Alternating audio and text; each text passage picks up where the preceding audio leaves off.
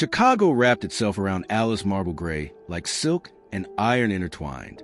She was born into influence, into money that whispered instead of shouted, into rooms filled with books, music, and voices that spoke of culture as if it were air itself. Her parents were admired, envied, respected.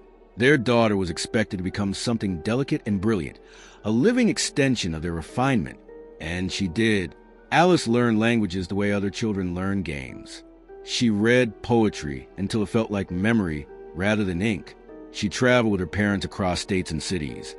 Yet one place claimed her in a way nothing else did: Chesterton, Indiana. They came there during summers, escaping the heavy breath of Chicago streets. Back then, it was nothing more than vast stretches of sand, tangled woods, and the endless gray-blue expanse of Lake Michigan. No crowds, no roads worth naming. Just wind, water, and silence that felt alive. Alice would wander barefoot through the dunes, her skirts brushing tall grass, her laughter carried away by the breeze. She listened to the lake like it was speaking directly to her, telling her things no one else could hear. At night, she dreamed of running freely across the sand, hair loose, body unburdened by expectation. The dunes remembered her. Years later, adulthood arrived without asking permission. Alice returned to Chicago and found work as an editorial secretary for a popular magazine. Her mind was sharp, her taste impeccable. But something began to betray her. Her vision blurred. Words on paper swam. Faces softened into shadows.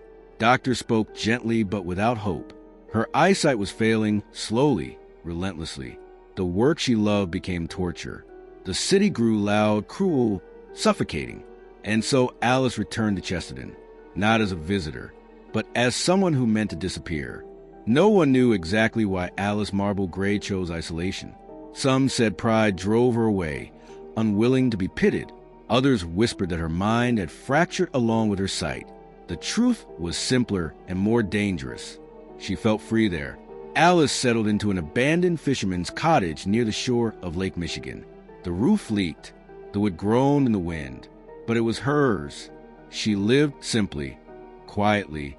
She borrowed books from the library, memorizing pages before her vision faded further.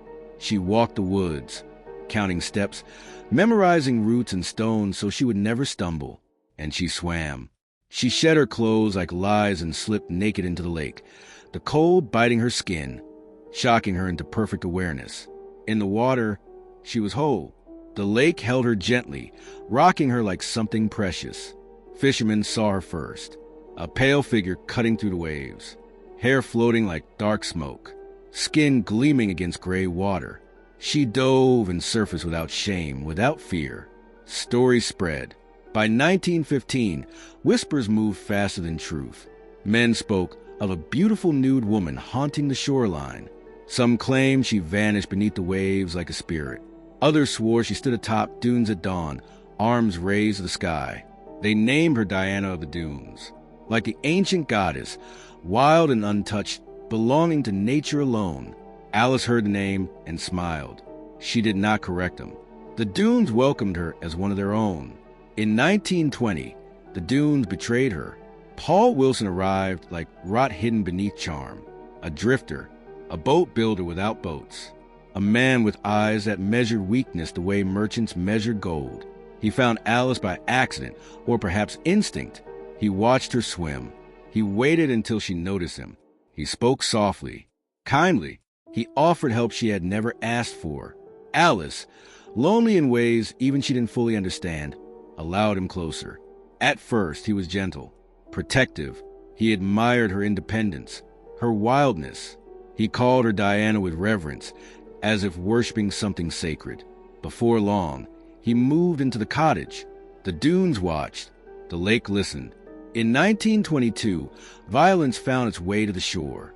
A man's body was discovered on the beach, beaten and burned, unrecognizable except for the rage carved into him. Paul Wilson was questioned. His answers were smooth, too smooth. There was no proof, no witnesses willing to speak. He was released.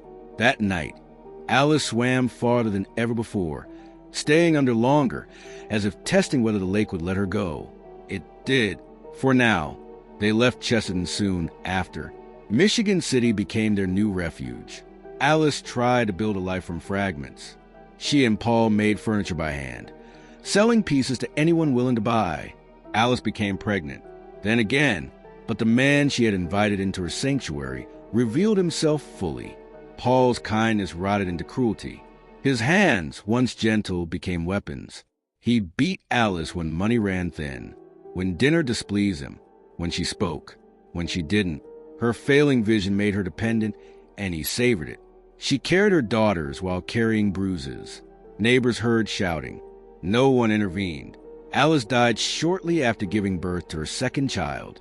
Uremia poisoning, the doctor said, complicated by repeated blows to her back and stomach. Her body was a map of suffering. Her spirit, however, refused to rest. Paul Wilson vanished. The daughters vanished with him. No records, no graves. The dunes felt the loss like a wound. Years passed.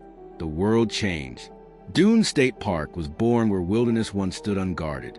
Families arrived. Children laughed. The lake remained cold and eternal. And Alice returned. Visitors began seeing her at dawn and dusk. A pale woman running along the beach, naked and unafraid. Her laughter carried on the wind. She dove into Lake Michigan without hesitation, swimming far out, then vanishing beneath the surface. Some followed her with their eyes. Some followed her into the water. Not all returned. Those who did spoke of icy hands brushing their ankles, of whispers beneath the waves, of sorrow so heavy it pressed tears from their eyes without warning. The dunes whispered her name. Diana. Today, if you walk the beach at Dune State Park when the fog rolls low and the lake turns steel gray, you might see her, a woman standing at the water's edge, hair tangled by wind, skin glowing faintly in the moonlight. She runs. She swims. She lives again.